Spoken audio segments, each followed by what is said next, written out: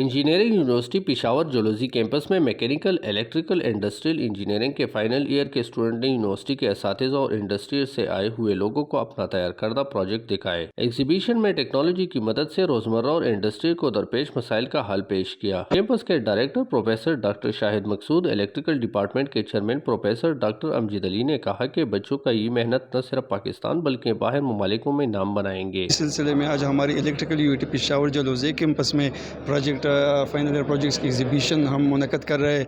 हमने बहुत सारे ज़्यादा तादाद में इंडस्ट्रीज़ के एक्सपर्ट्स को इनवाइट किया है और बहुत सारे एक्सपर्ट्स ने आज हमारे साथ पार्टिसिपेट किया है। हुकूमत अगर इंजीनियरिंग स्टूडेंट को ऐसे मौके फराहम करेंगे तो स्टूडेंट अपनी सलाहियतों का भरपूर मुजाहिरा करेंगे और अपने मुल्क की तरक्की में अहम किरदार अदा करेंगे। तहसीनुल अबरार, सच न्यूज़, नौशहरा।